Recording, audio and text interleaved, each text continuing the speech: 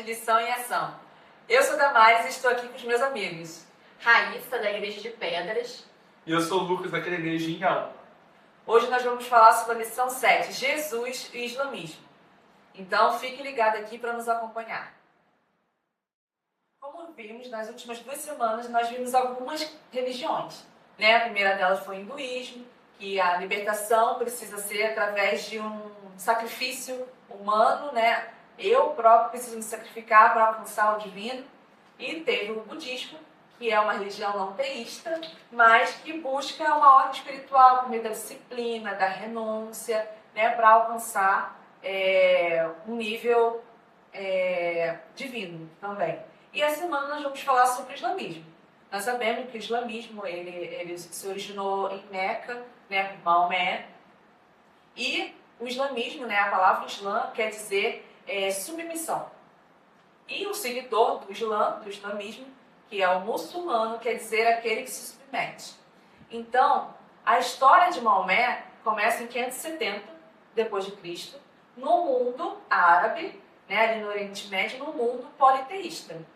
Exatamente. É interessante, Damares, que Maomé ele vai vir com uma mensagem muito clara.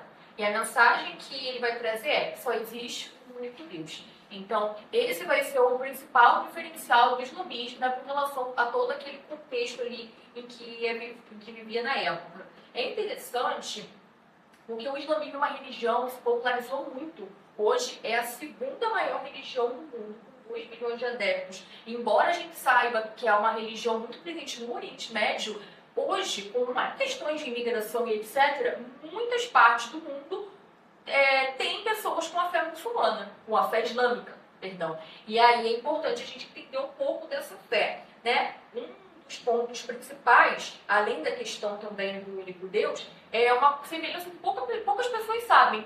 Jesus, ele é considerado um grande profeta pelo islamismo. Eles não consideram Jesus, de fato, Deus, não consideram Jesus o Salvador, de fato, porém, consideram Jesus, sim, um profeta, fruto, sim, de um nascimento milagroso por Maria, E essa é uma semelhança bem interessante que está presente também no Alcorão, que, para quem não sabe, é o livro divino do islamismo. Não, é até uma parte interessante até ver essas relatividades que a gente tem, essas coisas parecidas entre o islamismo e o adventismo, até um texto bíblico que aparece não com as mesmas palavras, mas com a mesma ideia, está ali em Deuteronômio capítulo 6, versículo 4, que diz o seguinte: Ouve Israel, o Senhor nosso Deus é o único Senhor. Amarás, pois, o Senhor teu Deus de todo o teu coração, de toda a tua alma e de toda a tua força. E é nesse texto, nessa ideia, que eles se baseiam na questão de existir somente um único Deus. E tirar essa parte divina de Jesus. Porque para eles, como está escrito, ou adora somente o Senhor, seu único Deus. E na visão deles, não tem como você ter um Deus lá em cima e outro Deus aqui embaixo ao mesmo tempo, sendo que tem somente um único Deus. Então essas são algumas diferenças que a gente pode ter, principalmente com essa questão da trindade que nós acreditamos aqui no Adventismo. E é um ponto também interessante a gente lembrar que quem é Alá, Vamos falar Alá. Alá é um Deus diferente? Na verdade, não. É uma questão linguística. É o nosso Deus, só que Alá é Deus na língua árabe. Somente isso. Na Bíblia, nós acreditamos em um Deus. Sim, mas acreditamos em um Deus triuno. Um Deus Pai, um Deus Filho, um Deus Espírito Santo. Na Trindade. E é difícil compreender. Como assim é um Deus, um só Deus, mas em 3 pessoas? Então, como a gente pode entender isso? É um Deus numa essência, na natureza. Ele é um Deus. Só que ele é dividido em 3 pessoas. O Deus Pai, que ele está no céu, que nos mantém. O Deus Filho, que é o nosso intercessor, que intercede por nós. E o Deus Espírito Santo, que é aquele que nos consola, aquele que nos guia, que age, ele nos faz agir, ele nos mantém aqui, Porque Jesus, quando ele ressuscitou e ascendeu aos céus, ele falou que deixaria o Espírito Santo para estar conosco. Então, essas 3 pessoas são difíceis de compreender, mas é uma pessoa, é um ser, o único Deus em 3 pessoas, que age de forma diferente na nossa vida. E através disso, né, a rede semântica dessa semana tem a palavra triuno, né, que são 3 pessoas em um. E o Deus Pai, né, a gente pode dividir aqui, triuno como Deus Pai, Deus Filho e Deus Espírito Santo. Mas quais palavras representam esse Deus triuno? Para representar o Deus Pai, a gente pode colocar o Criador, Deus Criador. Apesar que em Gênesis, né, Gênesis 1:26, diz assim: e Deus disse, façamos o ser humano a nossa imagem e semelhança, conforme tenha ele domínio sobre os peixes do mar, sobre as aves do céu, sobre os animais domésticos, sobre toda a terra e todos os animais que já estejam pela terra. A gente percebe que ele não falou, farei, e sim façamos. Então seria ali mais de uma pessoa.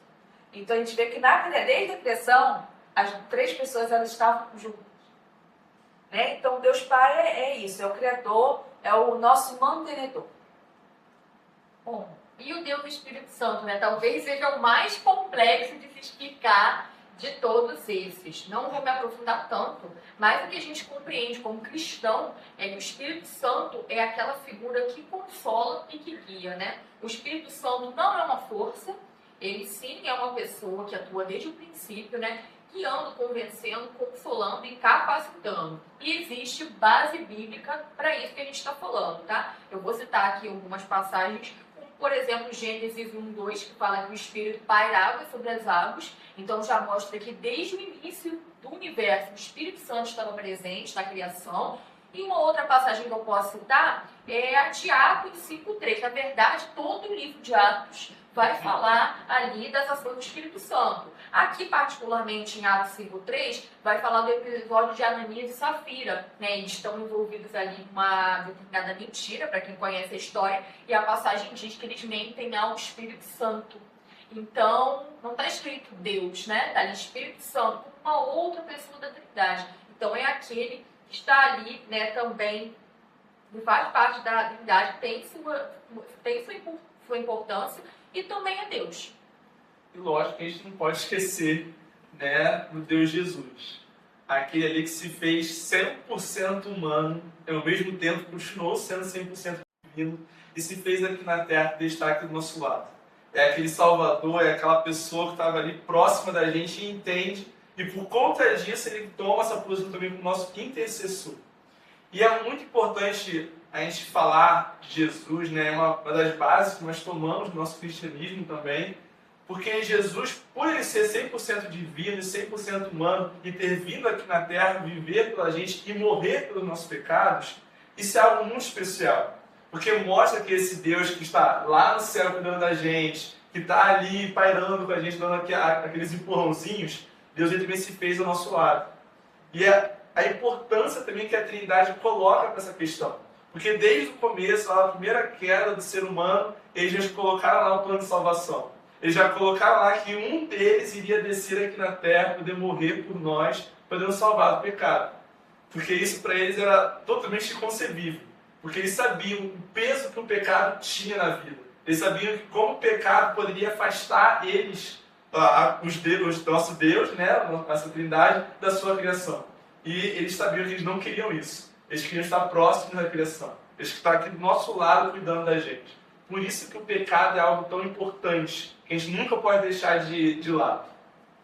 Sim, o pecado, a gente tem uma visão a respeito de pecado bem diferente do islamismo. Então, isso é bem importante da gente pensar, né? Para o islamismo, vou citar aqui uma passagem do próprio Alcorão, que diz assim: dize, ó servos meus que se excederam contra si próprios, não desespereis da misericórdia de Alá. Certamente ele perdoa todos os pecados, porque ele é o indulgente, o misericordiosíssimo. Então, aqui a gente vê que existe sim uma noção de pecado, porém é diferente da nossa, porque eles entendem que o pecado é basicamente a violação de uma regra, é uma desobediência, é o descumprimento de uma lei. Então, é bem diferente da compreensão cristã e bíblica, que diz que o pecado é uma violação séria, né, da lei moral de Deus. Então, o pecado, ele na verdade nos afasta de Deus. né? Essa é a principal definição que a gente pode colocar. O pecado é uma separação de Deus. E, na verdade, o estudo bíblico vai ter uma compreensão muito diferente, né? E por ter essa compreensão diferente, eles não compreendem que esse pecado, ele tem ele gera essa separação, e para que esse pecado seja perdoado, é necessário um sacrifício. É necessário um sacrifício. Mas é bem interessante, né? É complexo explicar. O sacrifício de Cristo, ele é necessário, então, para que esse pecado seja perdoado. Mas como você vai aceitar o sacrifício se você pensa que o pecado que você fez não te separou de Deus? Para que eu vou ter sacrifício? Qual o intuito disso? O intuito disso foi um erro que eu cometi, segue em frente. Para eles é como se o pecado fosse uma fraqueza. Uma fraqueza humana em que eles oram, né? Eles fazem boas ações e o arrependimento se arrependem e são perdoados. E nós entendemos de uma outra forma, né? Acreditamos no sacrifício de Jesus, que morreu por nós, porque nós nos separamos lá no Éden, né? Através do pecado ter entrado no mundo. Exatamente. Isso a gente vai puxar então para a nossa pergunta da semana, né? Que diz o seguinte: por que você acha que as pessoas reagem com tanta resistência às afirmações de Jesus? No islamismo, no judaísmo e no cristianismo, nós temos um personagem em comum. Um personagem não, porque ele existiu. Abraão. E Abraão, ele é conhecido como um homem de grande fé. E ele é um grande patriarca, né? E através de Abraão, a população existiu, né? Nós sabemos que Abraão teve 2 filhos, né? Teve Ismael, teve Isaac, e o povo foi dividido, né? Através disso, né? As pessoas falam que os descendentes, né, de Ismael são os que são os muçulmanos, né? E Ismael derivado do judaísmo, né? E até o cristianismo.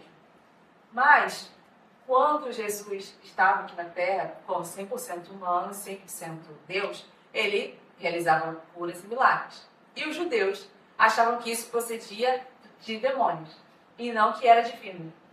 E houve um questionamento, né, entre vários, e a gente encontra um deles em João 8, de 48 a 59.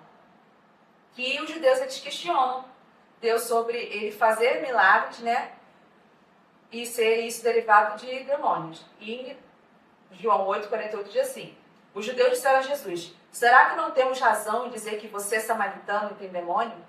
Então, para eles, já ser samaritano já era algo errado, né? Nós sabemos o grande conflito que existia ali entre os samaritanos e judeus. E Jesus fala: eu não tenho demônio, né? Eu não procuro a minha própria glória. Há quem busque e julgue. Em verdade, lhes digo que se alguém guardar a minha palavra, não verá a morte eternamente. Então, aí, ele fala a minha palavra, ele já dizia ali que os judeus já diziam que Jesus realmente estava sendo usado por demônios. E aí no verso 53, os judeus perguntam para Jesus assim: você não está querendo dizer que é maior do que Abraão, nosso pai que morreu?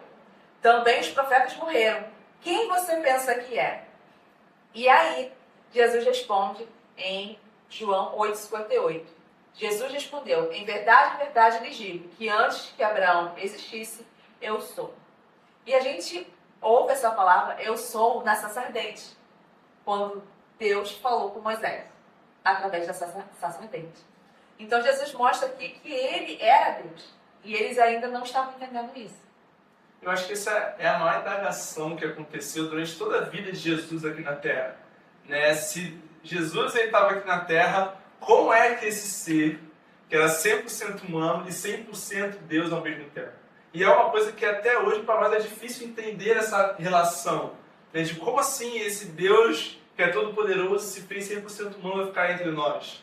E isso entra em várias religiões com um choque de cultura, né? A gente foi ver em Paulo também, lá com os atenienses, que a gente viu nas lições passadas, que foi um choque muito grande para eles isso. E durante as eras foram passando, a gente vê como isso é difícil. Até mesmo os próprios judeus não aceitavam isso. Porque para eles, o Jesus, o Salvador, realmente, ele não teria parte humana. Ele não teria o pecado, vamos por assim dizer, da mentalidade deles dentro dele mesmo. Mas ele seria totalmente divino, iria destruir tudo, ia ganhar todas as batalhas, fazer tudo ali do meu bom, do melhor para eles, porque ele é 100% Deus. E ao ver ali um Jesus, o Deus deles ali, como um ser humano comum, qualquer ali andando no meio deles, e que a gente for ver, né, historicamente falando, né, Jesus não era nenhum homem especial ali, com uma feição diferente, um jeito diferente, muito menos uma família influente na época, mas ser uma pessoa normal, comum aos olhos ali ao redor dele, porém, em sua essência, era 100% divino. A lição até traz aqui uma analogia que é até um pouco engraçada, né? Que está aqui dizendo, assim como não existe meio grávida, também não existe meio Deus, ou quase divino. Ou é Deus, ou não é. Então, assim, a gente vê a importância de a gente poder não somente acreditar na divindade de Deus, mas também acreditar nessa salvação que Ele nos traz. Que Ele, ser totalmente divino, se fez carne, se fez humano, para poder salvar cada um de nós. Amém. Eu acho que a gente já podia terminar por aí, que realmente falar de Jesus é algo, assim, muito poderoso, né? Sempre. Então, basicamente, a gente conclui dizendo que Jesus, ele veio para nos salvar. Ele veio para nos salvar e ele representa, sim, o caráter do Pai, o caráter de Deus Pai, e revela a missão do Espírito Santo, né? Como um Deus trino, como nós estudamos aqui. Então, falando em Espírito Santo, gostaria agora de fazer um convite a você que está aí nos assistindo nesse momento, que em fevereiro nós vamos iniciar os 10 dias de clamor, com o tema O Espírito Santo e o Fim. Né? É um momento em que nós vamos meditar na palavra e orar principalmente. É um momento de bastante comunhão, né? Que nós nos reuniremos para orar principalmente uns pelos outros, para orar pela igreja. Então, você aí, de onde quer que esteja, procure uma igreja adventista mais próxima, porque o país inteiro, na verdade, está se mobilizando para esse momento tão especial para nós. E você pode conseguir, né, esse livro e esse outro livro também que está acompanhando na sua igreja. Ou se você quer um material online para você levar de uma forma mais fácil, você também pode digitar no Google mesmo, digitar 10 dias de oração, 10 dias de clamor 2026 e age. Você vai achar os materiais na internet. Então, gostaria de agradecer a vocês por nos acompanhar em mais um podcast Lição em Ação. E agora nós vamos orar por esses 10 dias que vão começar no dia 19, para que nós possamos nos aproximarmos cada vez mais de Deus e termos comunhão com Ele no tempo do fim que nós estamos vivendo. É verdade. Então, oremos. Senhor Deus e amado Pai, nós agradecemos aqui, Senhor, porque estamos aqui estudando a Tua Palavra, graças à Tua misericórdia. Que o Senhor possa continuar nos capacitando, porque sem Ti nós não somos nada. Abençoe todos os jovens da Associação Rio de Janeiro, da Terceira Região também, né, que está tão empenhado, Senhor, em levar a Tua Palavra, né, e proclamar a Tua mensagem, Senhor, uma mensagem aí de salvação, a mensagem verdadeira que muito, muito em breve, Senhor, irá voltar. Seja com esse momento aí em que nós nos reuniremos para clamar aí pelo Teu Santo Espírito, que o Senhor possa capacitar toda a nossa liderança, toda a nossa igreja, seja com todas as famílias, todas as pessoas que estiverem nos assistindo também, Senhor. Isso é o que nós pedimos e agradecemos em nome de Jesus. Amém. Amém. Esse foi o Lição em Ação.